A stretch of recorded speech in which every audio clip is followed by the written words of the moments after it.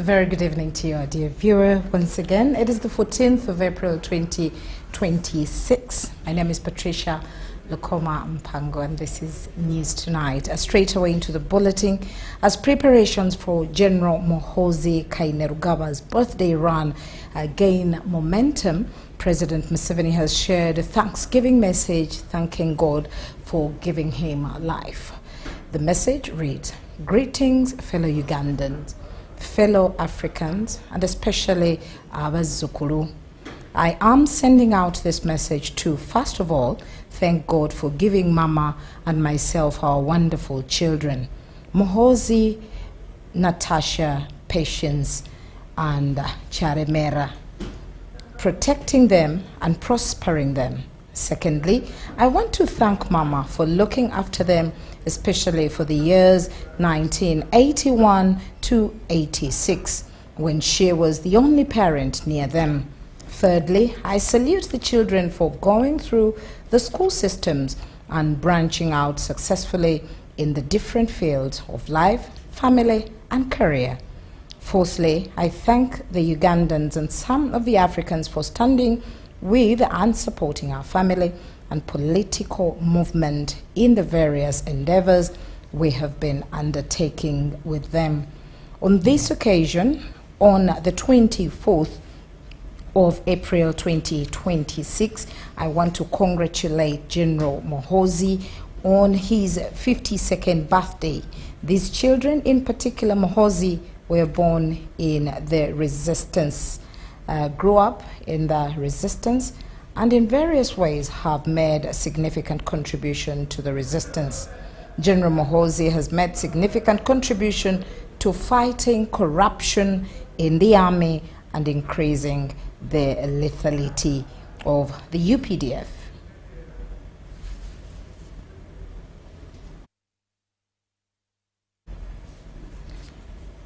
Now, the Speaker of Parliament, Anita Monk, has praised the Chief of Defence Forces, General Muhoozi Kainerugaba, for his role in maintaining peace and stability during Uganda's January 15th general elections.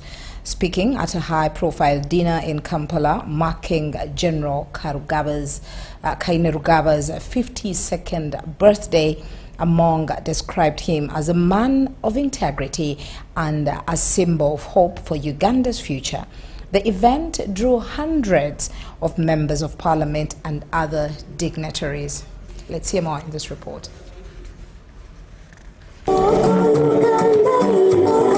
Over 300 members of parliament on Thursday evening gathered at Sky's Hotel in Nakuru to celebrate the 52nd birthday of Chief of Defence Forces, General Muhoozi Kainerugaba. The high-profile event, which attracted a significant number of legislators, was graced by the Speaker of Parliament, Anita Monk, making it appear almost an extension of a parliamentary sitting. Happy birthday! Happy birthday! Speaker Amongo's arrival set the tone for the evening as dignitaries and political figures continued to stream in. Once President Museveni is happy, then MK is happy. For us to make sure that MK is happy, then the father must be happy. Members of the NRM Central Executive Committee, including Odwin Kobusinje, Arenaito Rwakajara, and Moses Mushabi, took charge of coordinating guests and activities during the celebration. There is much to draw from this journey, the journey of the Patriotic League of Uganda. From cabinet, notable attendees included Right Honorable Lukia Isanga Nakadama, Judith Namakoba, Jane Ruth Aching, Minsa Kabanda, Mire Babalanda, Ongaro Obote, Peter Ogwang, Huda Olero, Akelo Beatrice, Aisha Sekindi, and Diana Mutasingwa. Our dear leader, General MK, would like to thank him for reminding us what it means to put our nations first. The dinner was organized under the coordination of Michael Nwagira, also known as Toyota, working alongside members of PLU's Central Committee. It's about Uganda, and we shall still be there for Uganda. I can see God's presence. Toyota to address the parliament. Yes, it's a rare occasion, by the way.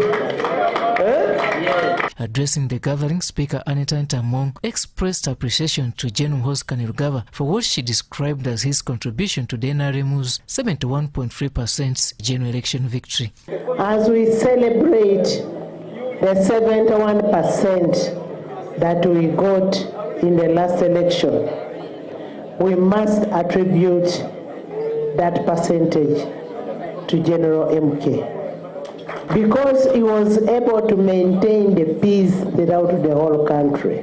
And without the peace, the intimidation that we always get from our opponents would have made some of us to lose. She noted that General Muhoozi's influence extends beyond Uganda's borders, contributing to both national and regional development.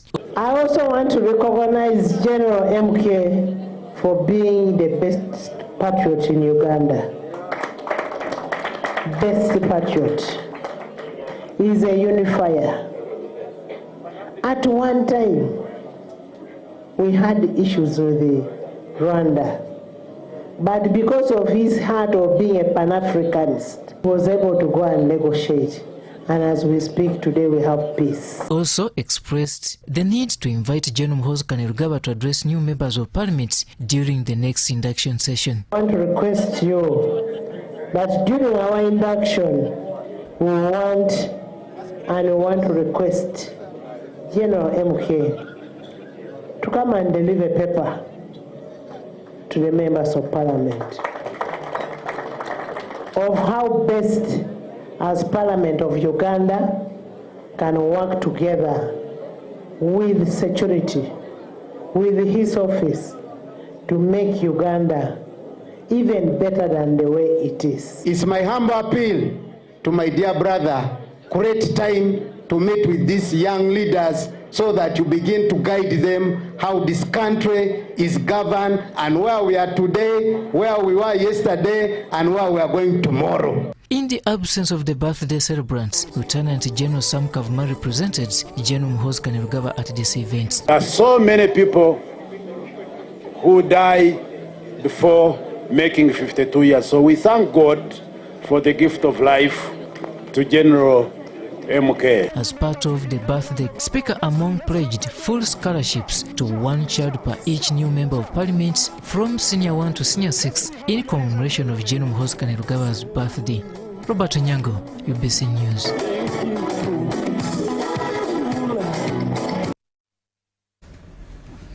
Now, after nearly a week of nationwide mobilization and intense preparations, organizers of the 52nd birthday run for the Chief of Defense Forces, General Muhoozi Kainerugaba, say they are expecting a turnout of up to 1 million participants this Sunday, April 2026. Now, several high-profile leaders are already confirmed their participation, including Deputy Speaker Thomas Taiwo, alongside Ministers Balam Barugahara and Haruna Cheyune Kasolo, signaling a strong political backing for the highly anticipated event.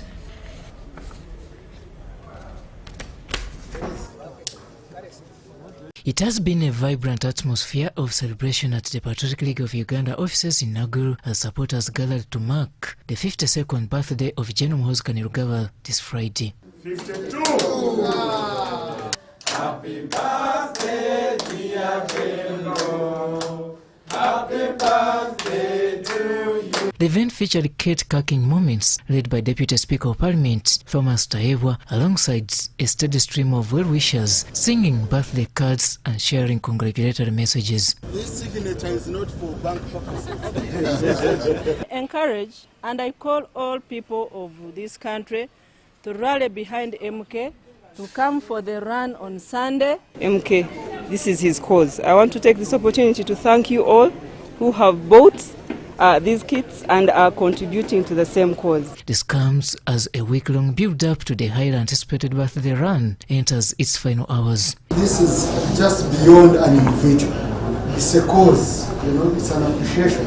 So I urge you to come in big numbers, whether you will walk, whether you will run, whether you will crawl. Come, let's have fun, let's celebrate our leader. Let's show him that we appreciate the work that he's doing for this country. Deputy Speaker Thomas Taiwo was accompanied by Ministers for Youth Balam Barugahara and Minister for Microfinance Haruna Cheyune Kasolo. We have mobilized 1 million Initially, security was advising that we stop at 600. That is about a week ago, when almost 600 people had registered. But we insisted that those who can't fit in Kololo can stand on the roads. So we are looking at 1 million people. This year's celebrations has gone beyond birthday celebrations. There is a statement that has been made, and I think it will be amplified and confirmed on Sunday. Please be there. And we have already started mobilizing. We hope by Sunday we shall have more than 1 million runners in Kororo. Meanwhile, Vision Group Chief Executive Officer Don Wanyama noted significantly that he is sharing a birthday with the Chief of Defense Forces.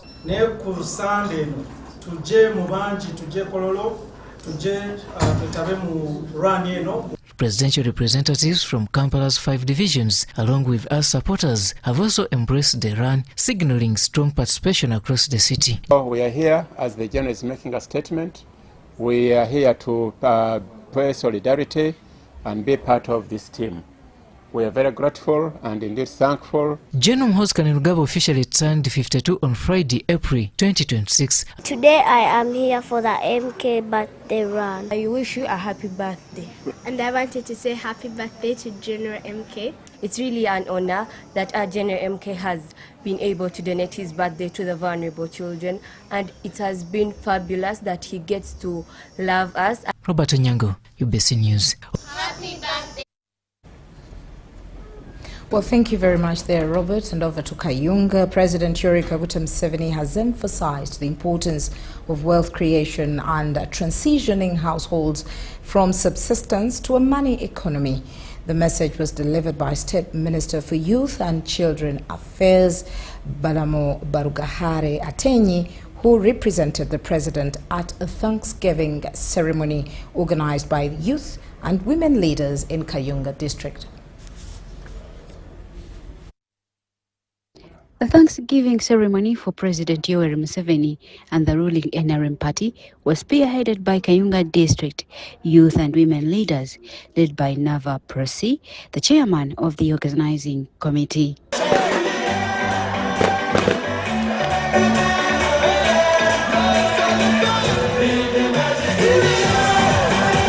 The president's message was delivered by Minister of State for Youth and Children Affairs, Balamba Atenyi, where the president highlighted that while Uganda has made significant strides in economic growth, a section of the population, estimated at 33%, remains trapped in subsistence farming. Into middle-income status.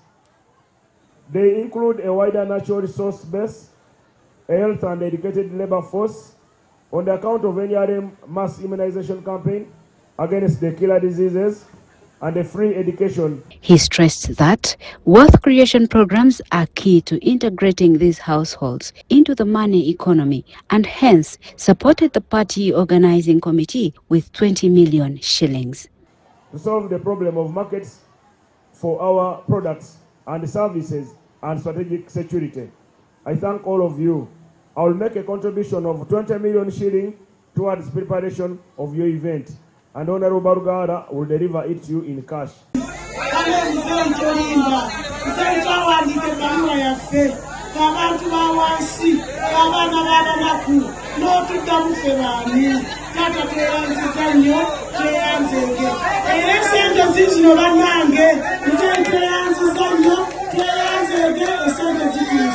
Government initiatives such as the Parish Development Model, Emioga, the Youth Livelihood Program, and the Ghetto Fund were cited as critical tools available to support citizens in creating sustainable income. The president also pointed to Uganda's improving investment climate, supported by infrastructure development, electricity access, and a growing regional market within East Africa. He further noted achievements in health, education, including mass immunization campaigns and free education policies, and part of efforts to build a productive workforce. The minister concluded by urging all Ugandans to turn up in big numbers for General Muhoozi Kainerugaba's birthday run, which is to take place this Sunday at Kololo Ceremonial Grounds.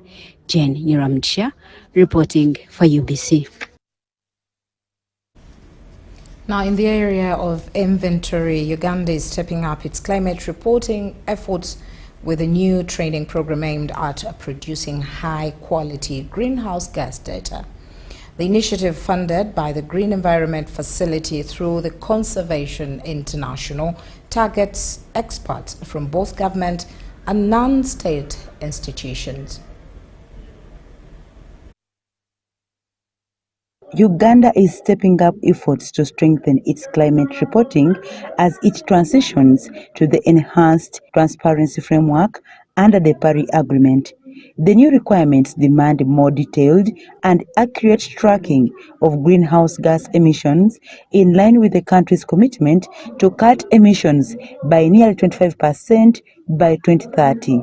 In response, the Ministry of Water and Environment, in partnership with the Africa Innovations Institute, has launched a specialized training program to build a pool of national experts.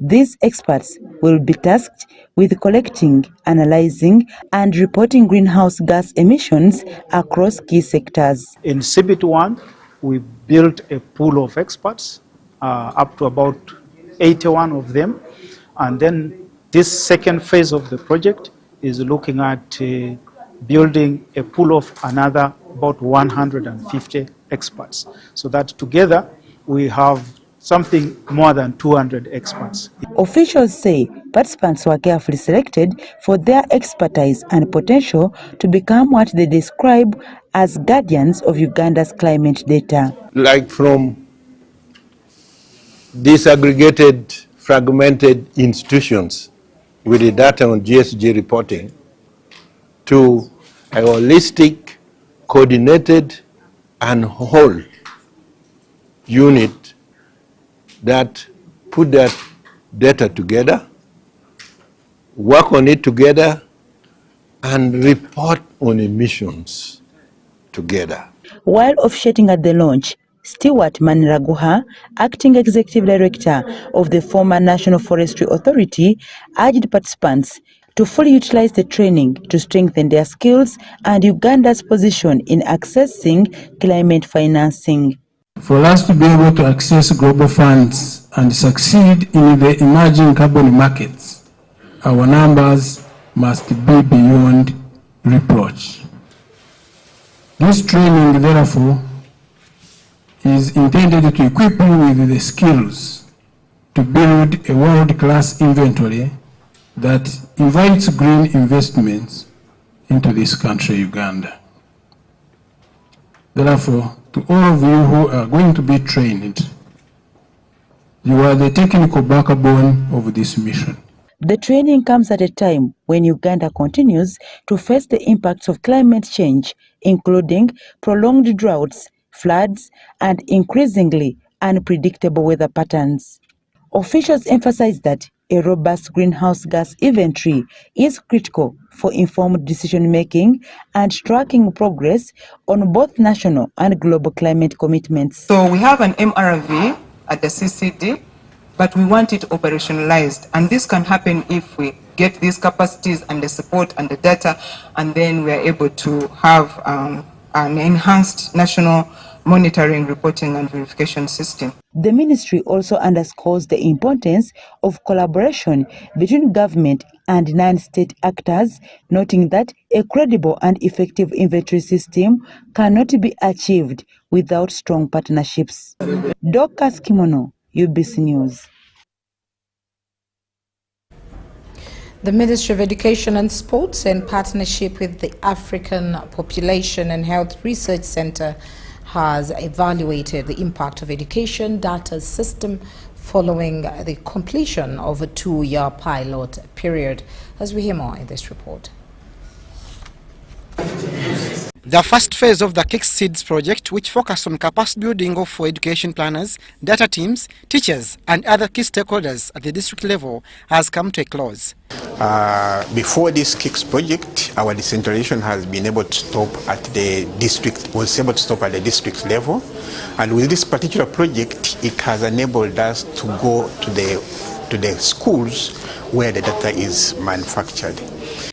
The project aligns with the Ministry of Education's Education Management Information Systems and has supported the integration of digital education and data solutions. So I can tell the country we are moving in the right direction because we no longer depend on hearsay. We depend on evidence-based information, because for a school to say that I have 500 pupils, learners, it must be based on evidence so that we can plan properly, allocate the resources, and expect feedback how those resources were utilized and account for them. Implementation outcomes highlight the critical role of data systems in sustaining the use of contextualized education data to inform decision-making and planning. The teachers really appreciated the fact that availability of data helps them to plan very well. So for instance, you find like in schools there are some students who are, for instance, are disabled. But if we don't have granular data, then it is very difficult for that particular school to put in place interventions. School managers have testified to the project's impact in identifying gaps, including teacher shortages and inadequate school infrastructure, among others. With the help of the project, we've been able to support districts and schools utilize their data. Previously, there was limited use of data at district and school level. They produce their own reports, school reports, on the various indicators in their various schools. This has also enabled the district capacity to own the data coming from schools vis-a-vis EMIS. According to the Ministry of Education data, the Kick Seeds project, which commenced in January 2024, has strengthened education data systems by developing and scaling digital solutions for the sector while also building the capacity of local education actors. Abdunasil Lubwama and Regan Ahumza for UBC.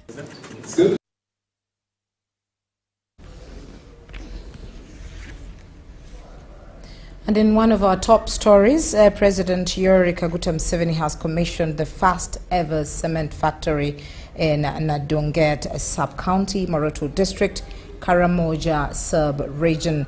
The $300 million Yaobai cement factory is run by Yaobai International Holding, produces 6,000 tons of clinker on daily basis, and it is aiming to produce 12,000 tons in phase 2.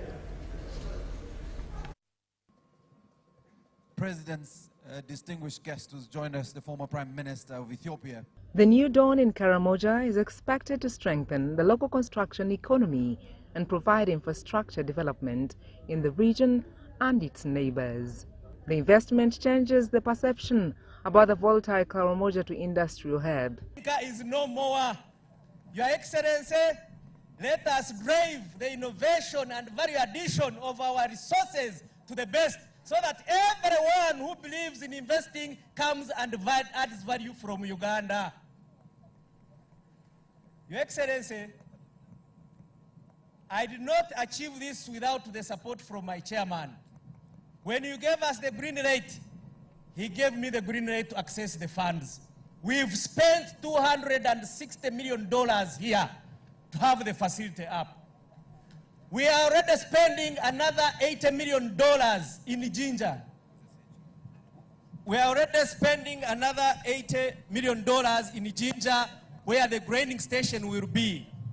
As we move the clinker from here, we send it down to Ginger in Nibuikwe for value addition to make the final cement. Once fully operational, this project will fundamentally transform Uganda's industrial landscape, ending the long-standing reliance of imported clinker, saving the nation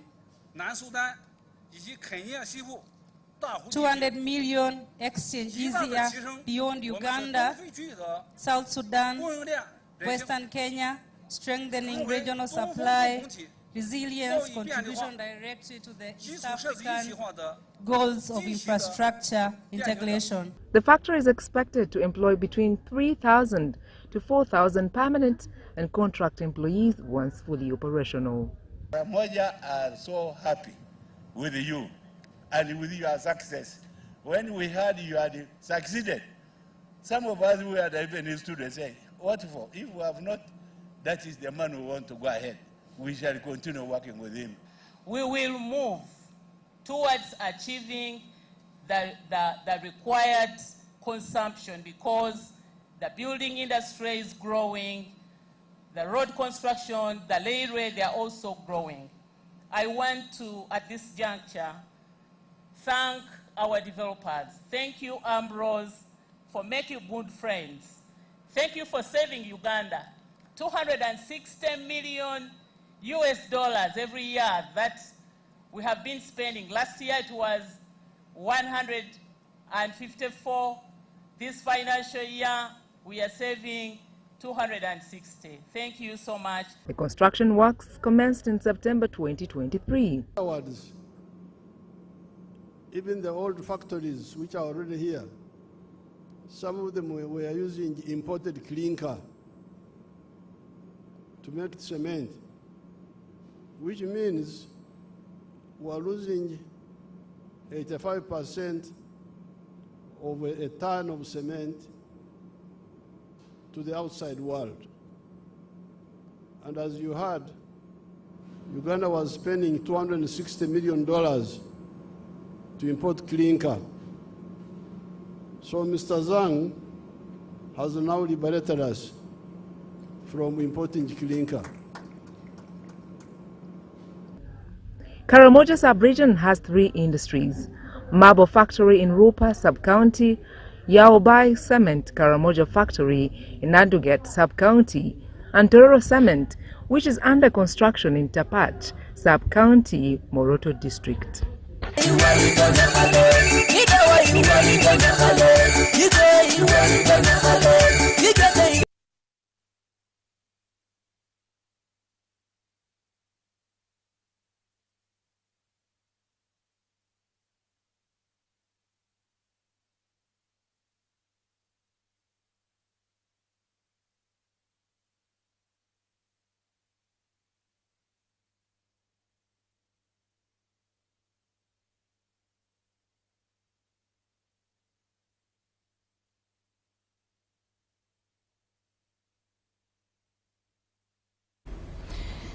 Now about the Ministry of Education, the government, through the Ministry of Education and Sports, is preparing to introduce major policy reforms aimed at transforming both education and healthcare delivery in Uganda. Now, on April 29th, 2026, the National Education and Training for Health policy will be unveiled following the launch of the Early Childhood Care Education policy on April 30th.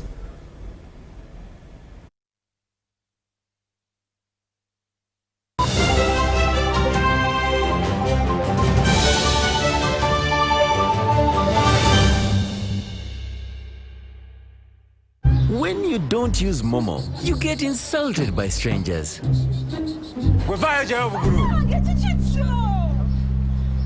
Save yourself from insults. Use the Momo app or dial *165*3# to pay and enjoy 0 charges below 5K. That's the power of Momo.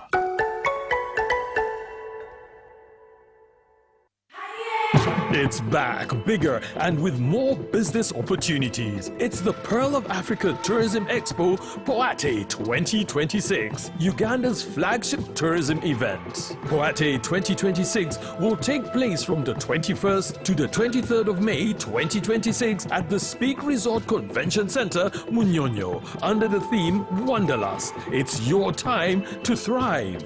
Yes, it's your time to tap into Uganda's renewed optimism and tourism growth. Tourism stakeholders, travel trade partners, and tourism enthusiasts will be part of the Poate 2026. Come and network with like-minded people and unlock new business opportunities. To participate, register at www.poate.co.ug.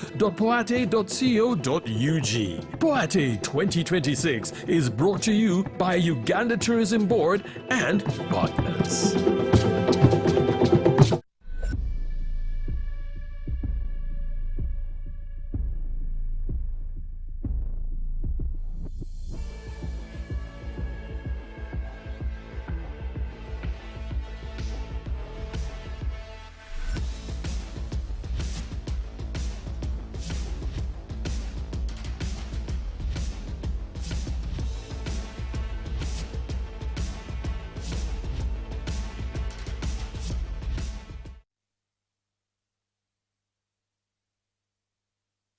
It's our mission to secure your money. Protecting your money is as important as earning it. It is for this reason that the Deposit Protection Fund of Uganda, DPF, was established by the government of Uganda to provide deposit protection to customers of regulated financial institutions. In the unlikely event that your commercial bank, credit institution or microfinance deposit-taking institution fails, the DPF will pay you up to 10 million Uganda shillings. Keep your personal information such as national identification number, mobile phone or an alternative bank account updated with your banker. Terms and conditions apply. For more information, contact DPF at Aha Towers, Plot 7 Lodell Road, Kampala. Call 0312 206 400 or visit our website at www.dpf.or.ug.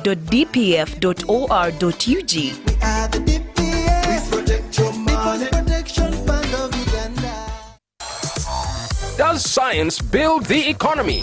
At National Science Week 2026, see innovations that transform industries, create jobs, and drive Uganda towards a $500 billion economy. Smart investors, discover what works and where to invest. The event runs from 30th April to 3rd of May 2026 at Kololo Independence Grounds. Free entrance to all. The theme, STI Works, powering Uganda to a $500 billion economy. Don't just watch the future, invest in it. Brought to you by the Science, Technology and Innovation Secretariat, STI, making Uganda the best.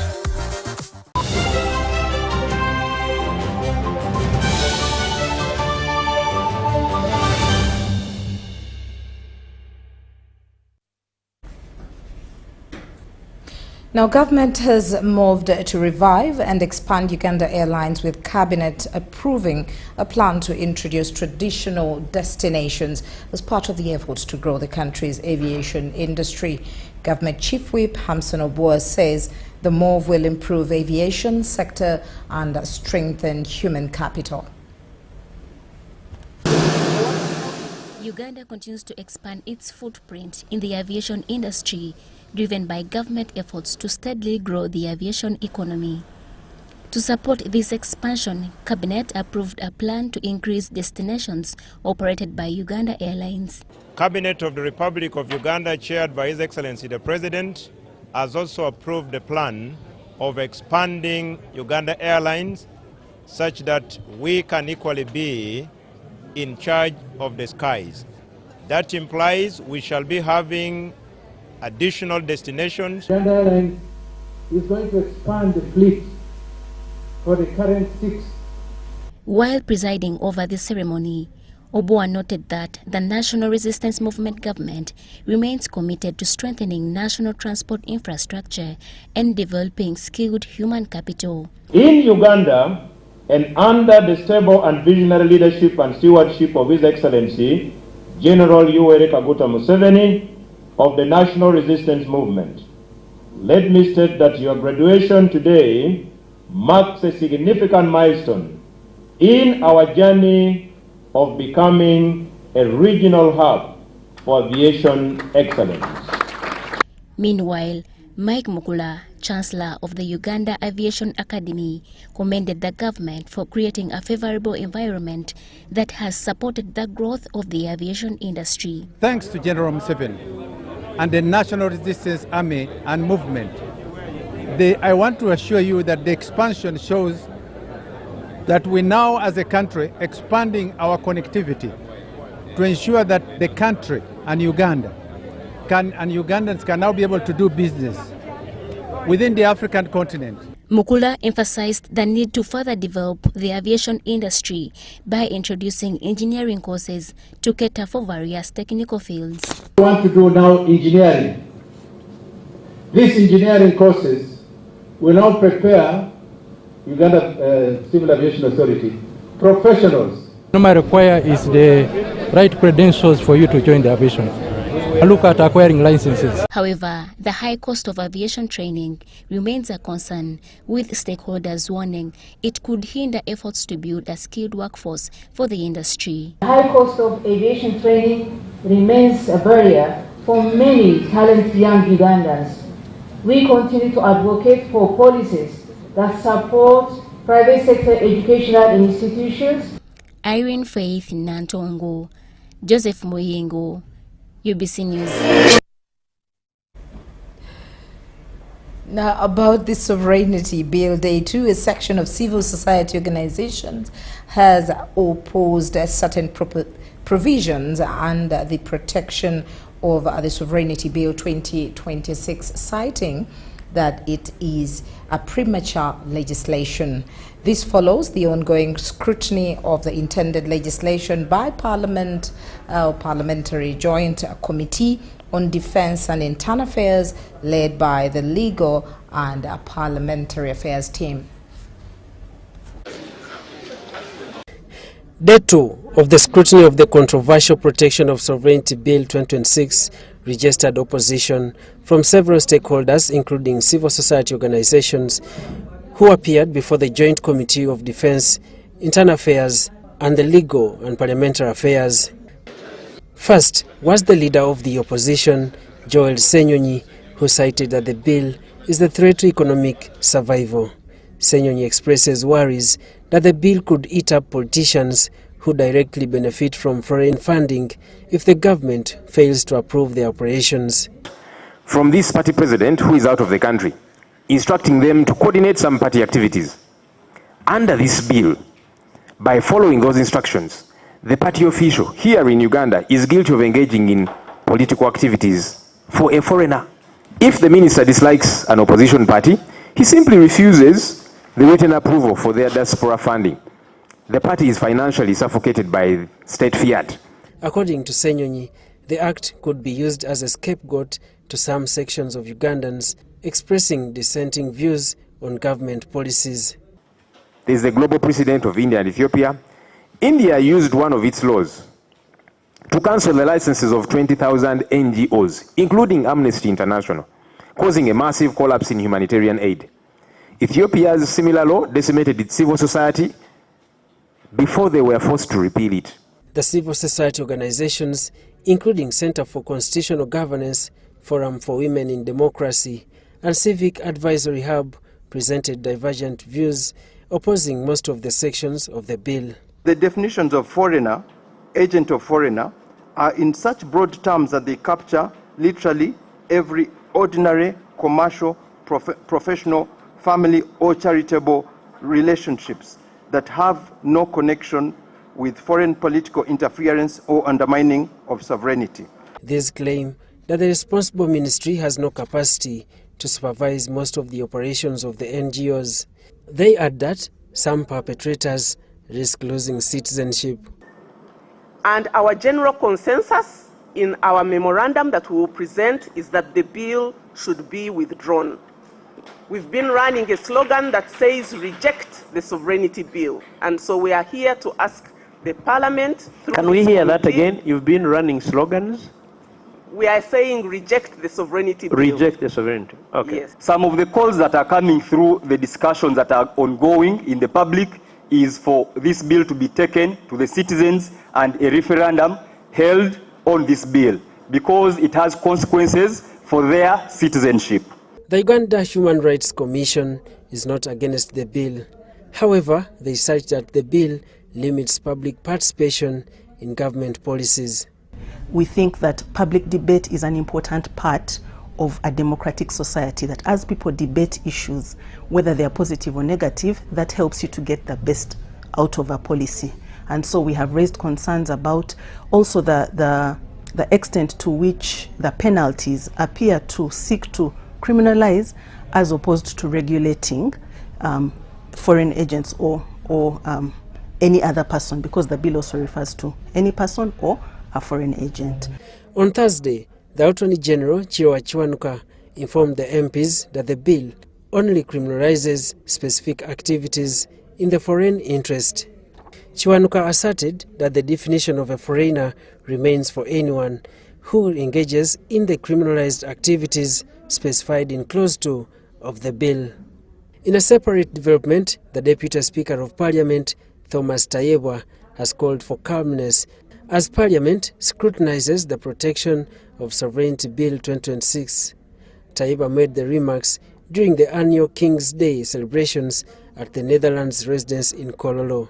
I saw there was some sort of like a panic within the public that we are going to sort it the next day because it was on the order paper.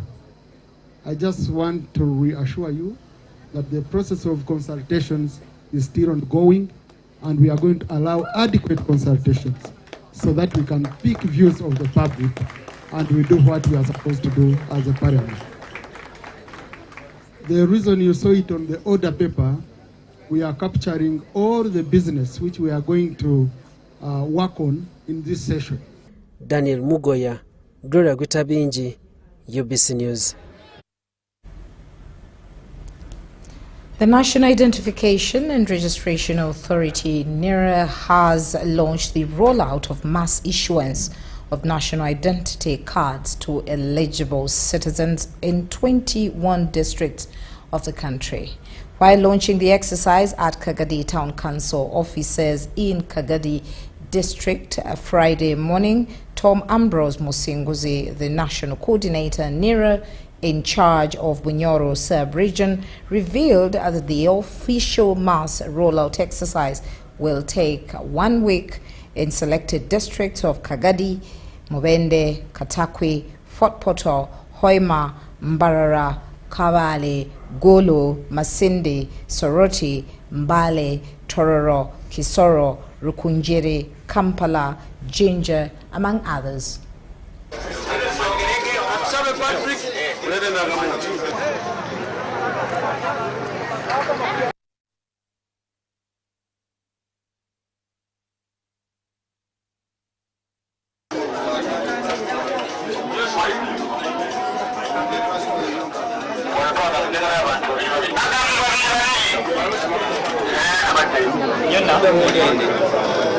And the crowd you are seeing here is a product of massive mobilization and sensitization campaign that we did to reach out to everyone in the district to come and pick their finished national IDs.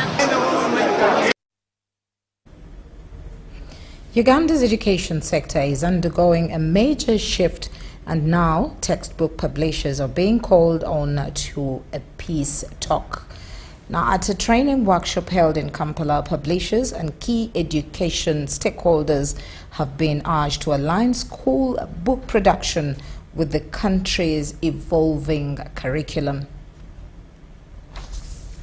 A training workshop bringing together publishers, authors, and education officials was held this week at Hotel Africana in Kampala.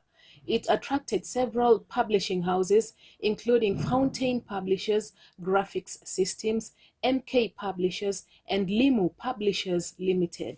The training was organized by the Uganda Textbook Academic and Non-Fiction Authors Association in partnership with the Norwegian Non-Fiction Writers and Translators Association. As they are writing, we need also to prepare the publishers. This model might be different from what has been working, where it is you who call the teachers to give them what to write, where to write, to guide them. Our model is that teachers are going to write, and they will come to you with what they already have, their idea, and you model from that time, and you lead them to the product that we want.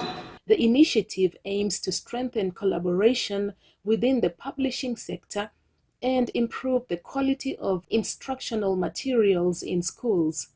So whenever you are editing a material, count it very important to focus on who is the beneficiary, who is the target group. Is it a lower level, middle, or upper? And in that way, you will be able to situate the book appropriately. Officials from the Ministry of Education and Sports emphasized the need for continuous engagement between policymakers and publishers to ensure learning materials reflect current standards. As far as the teaching profession is concerned, it's going to be hands-on. It should be practical. It should be something that stimulates someone to think and create The Uganda Publishers Association highlighted the central role publishers play in shaping education. People don't forget that you bring a map of Uganda. You forget that now, there is now cities. Those days they used to be only the Kampala city. Now the new map will tell you there is a Masaka city, there is a Dira city, there is Soroti, there is that. So it is you, the editor, the publisher, in your house to say this book is not accurate according to the definition.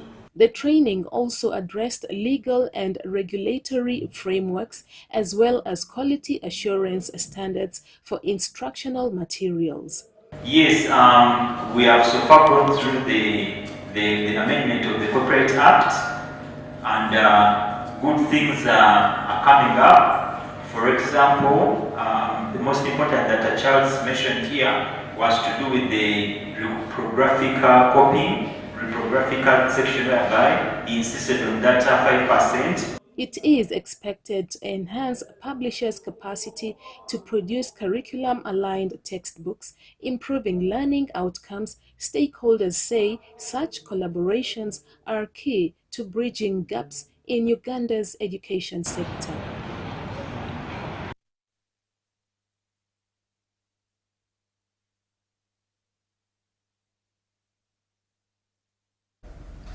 Now, the Jane Achilo Foundation has entered a long-term partnership with the Thembikai Mandela Foundation aimed at keeping girls in school and supporting their education journey. Their collaboration brings together two organizations that share similar values around empowering the girl child, promoting access to education, and restoring dignity and opportunity for vulnerable communities. Today, therefore, is not just about signing an MOU. It is about partnership, shared responsibility, and a commitment to move together from intention to impact. Our mission is to unlock human potential through education, healthcare, and empowerment. Our vision is a community where every child learns, every woman thrives, and every family has access to education, healthcare, and opportunity, building a better Oyam, Northern Uganda, and Africa as a whole. In education, we expand opportunity by recognizing excellence and supporting learners through scholarships and grants, ensuring that academic potential is not limited by financial hardship. In the education pillar, our flagship project is the Dr. Caroline Abeja Education Grant. The future is in good hands. It's very rare to find young people that are giving back to community, because the generation of today is the generation of me. And when you find a young leader, that is giving back to community, it encourages us. Not only that, the things that she is doing, they align with the philosophy of Nelson Mandela. That's why she became the recipient of the Mandela Commission's Award.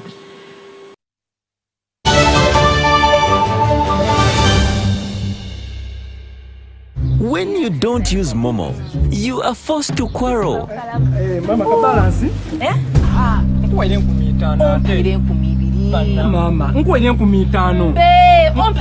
Abantu abakuluma atandise obuyayo mwena. Obuyayo obulira. Iwe. Ngobi yanko ba sente dange nizade kolera ngobi nakolera sente dange. Save yourself from quarreling. Use the Momo app or dial *165*3# to pay and enjoy zero charges below 5K. That's the power of Momo.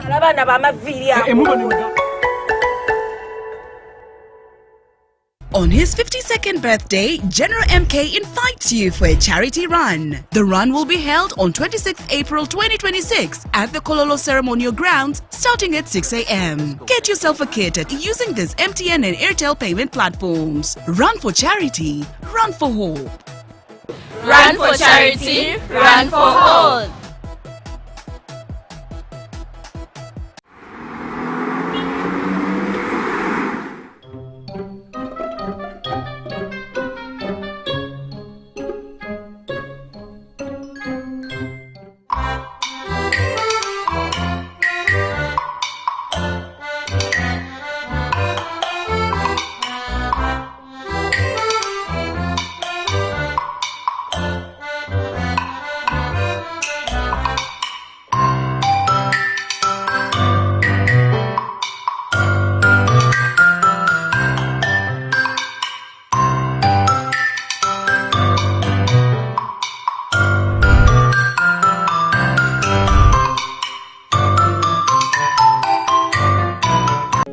Dynamics Nutrition Center invites the people of Gulu, Lira, Soroti and Mbale to attend health camps on the following days. On 21st April 2026 in Gulu City, Boma Hotel. On 22nd April in Lira, Lira Hotel. On 23rd April in Soroti, Soroti Hotel. And on 24th April in Mbale City, Wash and Wheels Hotel. All our old clients come for free medical reviews, as we also welcome new clients. Come and get to know what to eat according to your blood group and genotype to prevent and treat several ailments like blood pressure, diabetes, arthritis, ulcers, obesity, and many more. For more information, call us on 0758 819 952 or 0778 288 361. Timex, be your own doctor.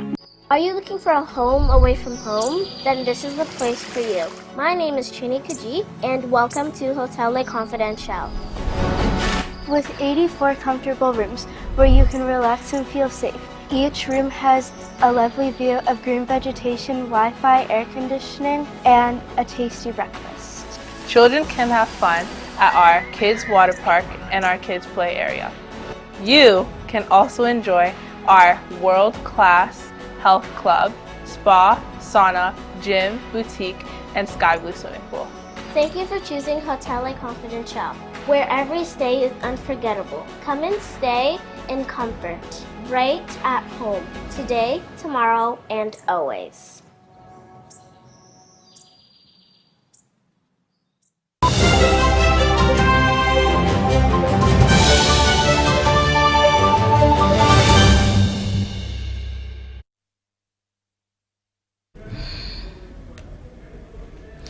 And into the world of sports, the race for the English Premier League title has reached a dramatic climax with Arsenal and Manchester City locked in a fierce battle for top honours as the 2025-2026 season nears its conclusion. This weekend, Arsenal supporters are set for a unique football experience as world-renowned English football commentators and pundits include Robbie Lyle and former Arsenal England defender Lee Dixon take part in live match coverage and analysis.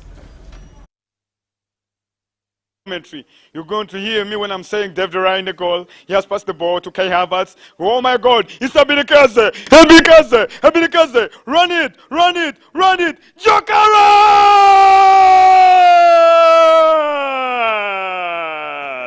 Arsenal! They're leading Newcastle! We are live in Kampala. This is Regan Masengere, a soccer enthusiast and ardent Arsenal fan. He says the cat and rat race between Manchester City and Arsenal will end this weekend. In the second, we have been observing everything. So the big chances are Arsenal, we have to take this. It's a do-or-die season. Nairi Barbara, a special presidential advisor and Arsenal diehard, says before the 7:30 encounter against Newcastle, Arsenal fans will have a morning session with the Global TV network and Arsenal TV crew where they will receive training skills on how to monetize created content. We're going to train in digital monetization of our social media platforms. We are going to teach financial literacy. We want to teach the youth how to create content, how to earn from it, and how to make it world class. When you come here, you will not leave this. Before the Gunners clash the Magpies, Arsenal fans will conduct a drive through the city, chanting songs of praise for their team.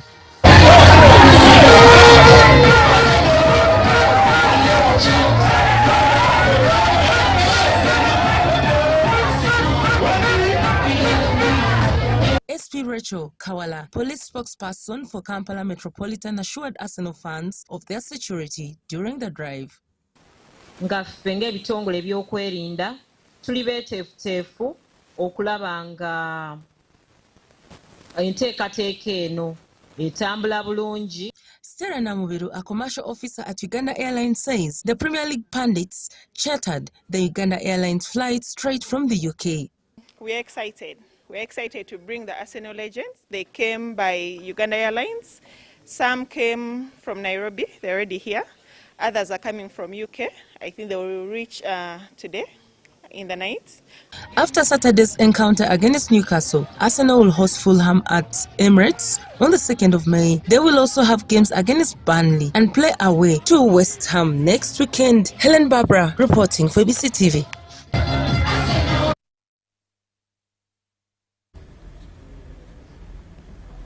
Now, ADRA Uganda has launched a campaign aimed at addressing the growing challenges facing the girl child, particularly in Agago district. The initiative, dubbed Run, Save Her Future, was unveiled during a press conference in Kampala, with organizers describing it as more than just a marathon, but a movement to restore hope and opportunity for the vulnerable girls. The marathon is scheduled for 10th May 2026 at Metroplex Mall and will feature 5 and 10-kilometer races alongside a children's fun run. The route that starts within Nalia, goes into the Chiwatule neighborhood via the Chiwatule recreation and then back. For purposes of support, we have made available water points for anybody that needs water, marshals. There is police to be able to offer security and guidance, and generally the idea is for everybody to be able to enjoy and maximize the benefit of being able to run, but also participate in the cause that we have. The campaign is targeting rising cases of early marriage, teenage pregnancy and school dropout, which continue to affect girls across northern Uganda. This is why we are here. This is why we have the marathon, so that we have each and every person able to know really the challenges which the girl child is going through. You can be able to come through and run. You can be able to come through and support a runner. You can be able to come through and support in any other ways to ensure that the girl child remains in class. According to UNICEF, about 24% of Ugandan girls aged 10 to 19 have experienced pregnancy, one of the leading causes of school dropout. Sponsor even a child. Sponsor a runner. Sponsor the program. Sponsor even the scholastic materials and other requirements for this particular girl child to ensure that she gets into class. The run is intended to mobilize communities, institutions and the public to take collective responsibility in protecting the dignity and future of the girl child. Security, medical teams and guided routes have been put in place to ensure participant safety during the event. For ABC News, I am Sudat Kaye.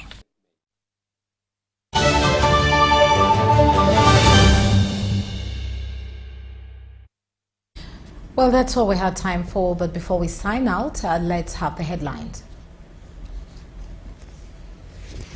The news headlines are brought to you by the Deposit Protection Fund of Uganda. Keep your information up to date with your regulated financial institution. Customer deposits are protected up to 10 million Ugandan shillings. Terms and conditions apply. Top stories: President Yoweri Museveni commissions the $300 million Yaubai cement factory in Moroto. Parliament approves 84.3 trillion shillings budget for financial year 2026-27. Government suspends the ongoing trade enforcement order pending more consultations. And lastly, Arsenal fans optimistic about Newcastle clash this Saturday. We're brought to you by the Deposit Protection Fund of Uganda. Keep your information up to date with your regulated financial institution. Customer deposits are protected up to 10 million Ugandan shillings. Terms and conditions apply. Always a pleasure. My name is Patricia Lukoma. Let's meet again at 10.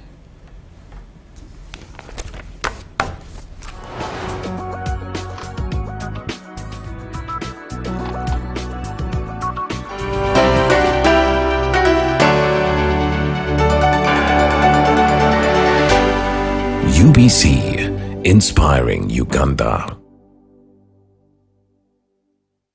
Exercise can't be sustained